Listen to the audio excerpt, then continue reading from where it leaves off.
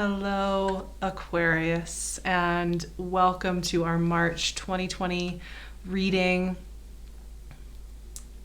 How y'all doing after that mega powerful Aquarius season? Was it feeling really supportive and energizing for you? Was it feeling overwhelming to have all that energy with you? I'm really curious. Of course, this month, most of that energy is easing off. We're just leaving you there with Jupiter and Saturn, and we're doing a lot of work in Pisces energy, your neighboring sign, which for Aquarians is going to have so much to do with, do you feel worthy?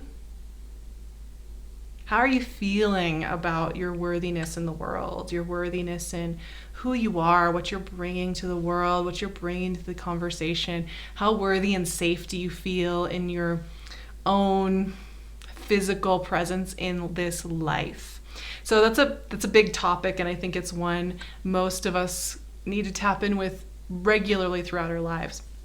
And Pisces season always has that. So we have, of course, the sun moving through Pisces. We're going to have a new moon in Pisces. Mercury will be joining Pisces mid-month, and Venus is moving through Pisces for the rest of Pisces season. So the first 3 weeks of this month are very heavily focused on that watery ascension energy.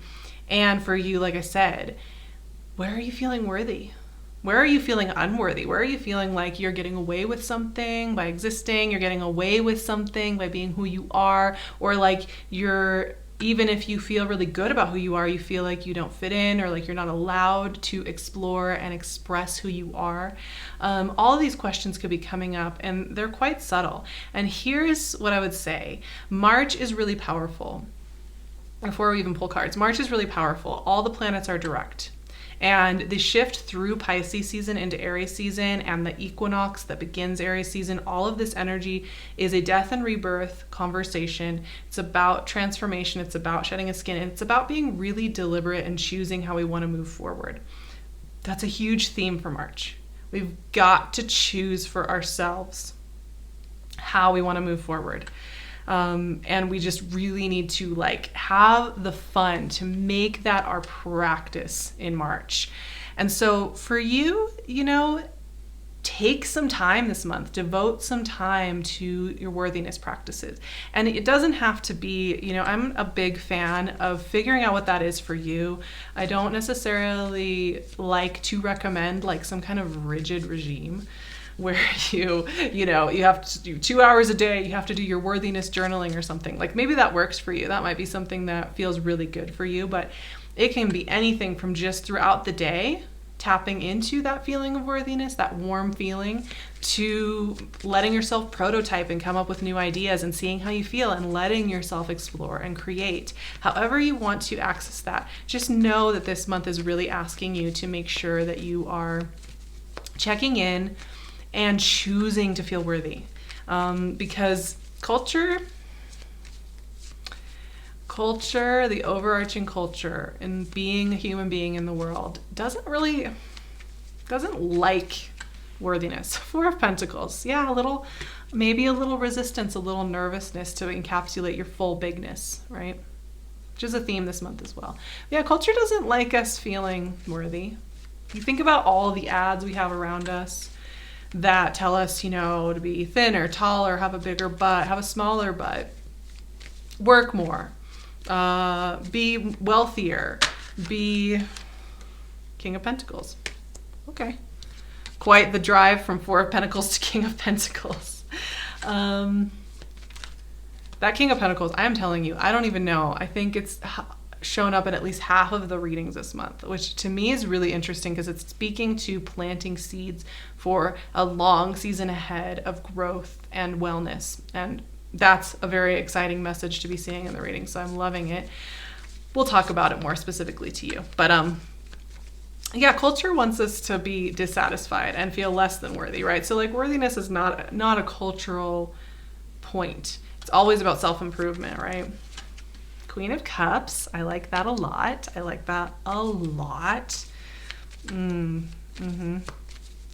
So it does require choosing it and dedicating some energy and Two of Swords to choosing it.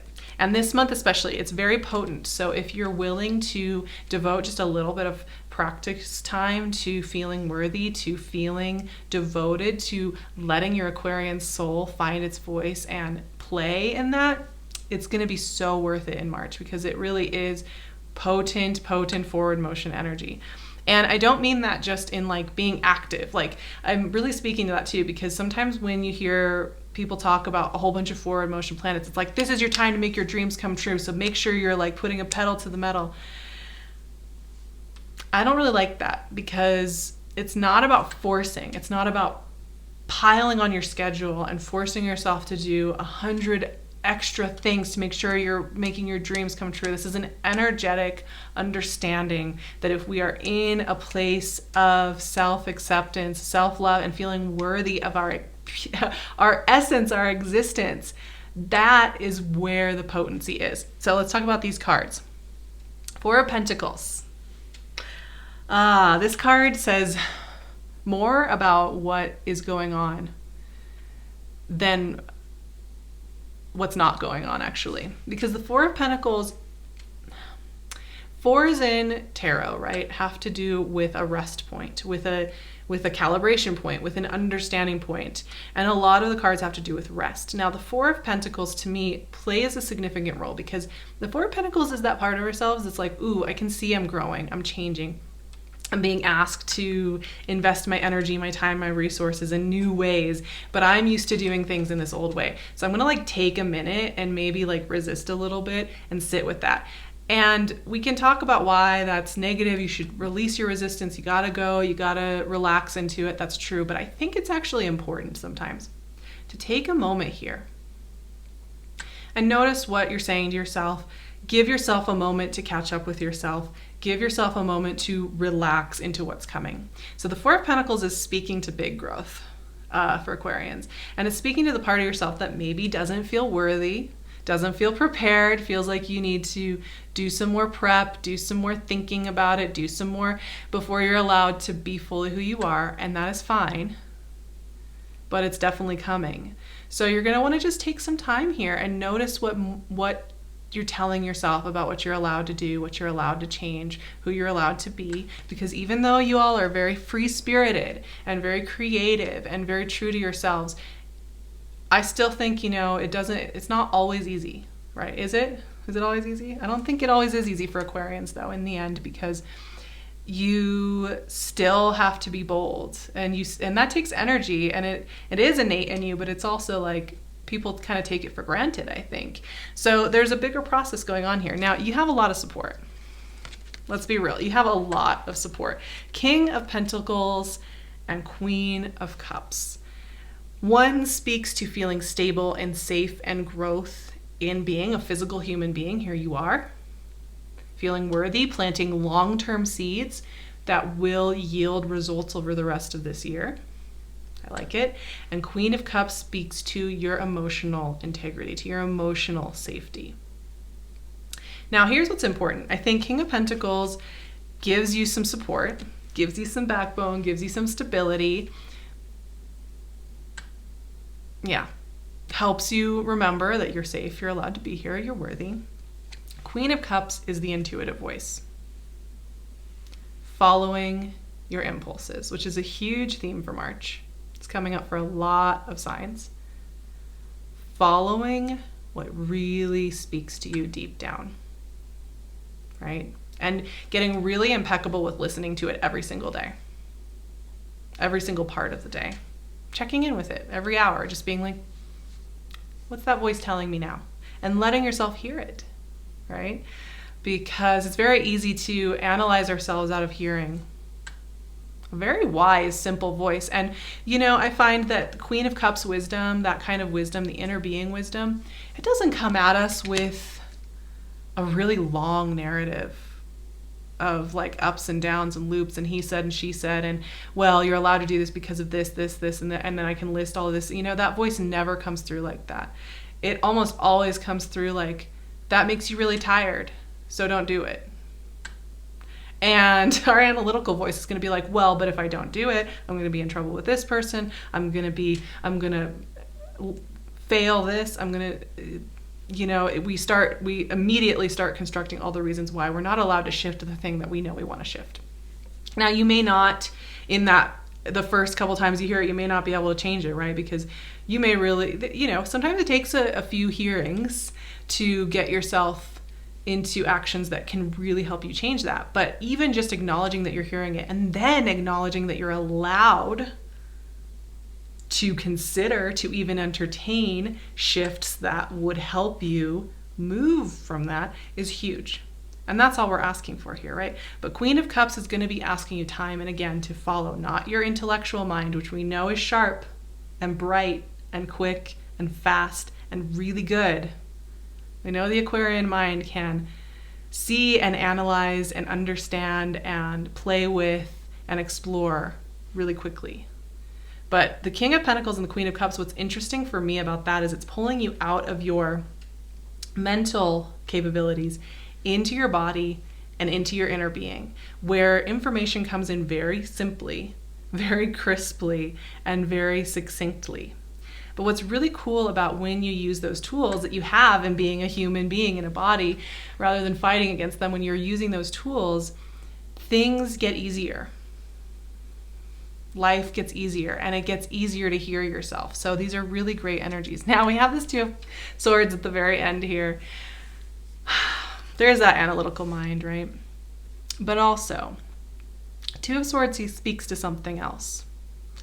And it kind of speaks to the same thing the Four of Pentacles speaks to, which is that if this month, you know, you're listening into yourself, you're letting that worthiness conversation go on, you're listening to what you want to shift, and you're letting yourself think in terms of how you possibly could make those shift. That's beautiful. Don't feel like you have to force yourself to change everything, act on everything, move really fast with everything all the time in order for this to be happening, in order for you to be hearing your voice. Two of Swords often asks us to just sit down for a moment. Listen in. Not rush to conclusions, not jump to assumptions about ourselves or other people. And so what I'm noticing is there's not a hurry here. There's plenty of time. You're gonna know what you need to do. You don't need to push yourself, rush yourself, overwhelm yourself with trying to get the right answer. You know, the other side of this too is sometimes we can overanalyze listening in. We can get a little too caught up in like, okay, I'm listening into my body, I'm listening into my inner voice. We can get so obsessive about it, we actually stop hearing it because we start getting rigid. So yes, I do want you to dedicate time this month to feeling worthy, to listening in, to trusting yourself. I absolutely want that. But you don't need to hold that so preciously that you now put all your armor back on and you're feeling really tight, right? So just keep that in mind. I'm going to pull a final card from my Cosmic Tarot. These illustrations are so vivid. They often give me a really strong hit on whatever message needs to come through at the end of a reading. So I like to use it for that reason. Really curious to see what's coming out. King of Cups. I like it.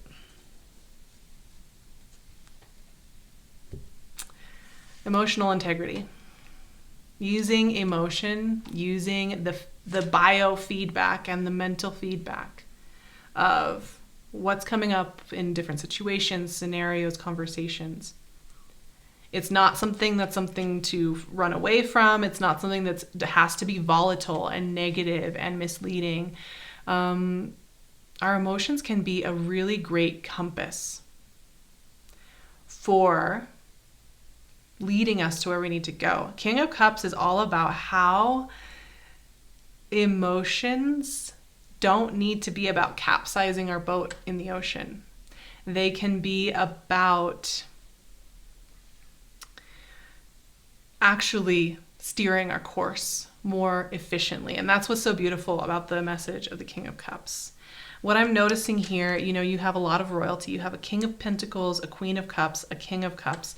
These are sovereign beings who use their sense of self-worth and stability to navigate what is right for them in the world. And therefore, you know, when you have a real sense of that calmness that these particular characters have, guess how you treat yourself? Really well. Guess how you treat other people? Also really well. And there is a simplicity to your reading today, because it's not about overanalyzing. It's not about coming up with all the reasons why you have to stay miserable, why you have to stay small, why you have to discount your emotions and your desires, and why, you have to rise above them and be detached from them. No. You're allowed to want things. You're allowed to desire things. You're allowed to want to shift things. And you're allowed to be here. And that's what March is really all about for Aquarius. And I love that. I think about Aquarius, you all inspire me so much. Such a huge percentage of like musicians and artists and creators and people that really inspire me are Aquarians. Sometimes I'll like make a note of it. I'll be like, oh my gosh, of course they're an Aquarius, because there's this beautiful artistry and vision that is so powerful for storytelling, for vision, for just seeing the world in different lenses, from all sorts of different lenses. And it's so appreciated. So it's important that you feel safe in your emotions and your physical here in this world, so that you can be here with us and we can all hang out and communicate. So I'm just wishing you a month of creativity, of vibrancy, of self-trust, of feeling so worthy and relaxed in yourself that you can move forward with ease. I wish you plenty of love, and if you are somebody looking for partnership, relationship, connection, these characters are showing up, these kings and queen. These are energies that I think are really great for you, because they'll just show you different aspects of yourself, and you'll show them different aspects of yourself. So these are really beautiful energies for you, Aquarians. And I just wish you a month of joy and creativity. That's simple, really. I would love to see you over on my Patreon, where we are going to be doing lots more activations, a lot more discussions. I offer support all throughout the month, every single week of the month over there. So if you're looking for a little more guidance, it's a really affordable, great way to connect with me. I would love to see you there. I obviously love seeing you here, and I love being on YouTube. So I'd love if you would subscribe and like, so that we can all keep hanging out, and I can keep creating. And you can also find me on my Instagram and my website. So I'll leave all the ways you can find me down below. And of course, I'm wearing PinkLune's gorgeous jewelry. So if you're looking for some really beautiful heartfelt handmade pieces, you should go check her out. I will see you all in April for more of this powerful season. And we're going to be talking about activating your voice and releasing any blockages around there for April. So I'm really excited to explore that topic with you all, and I will see you very soon.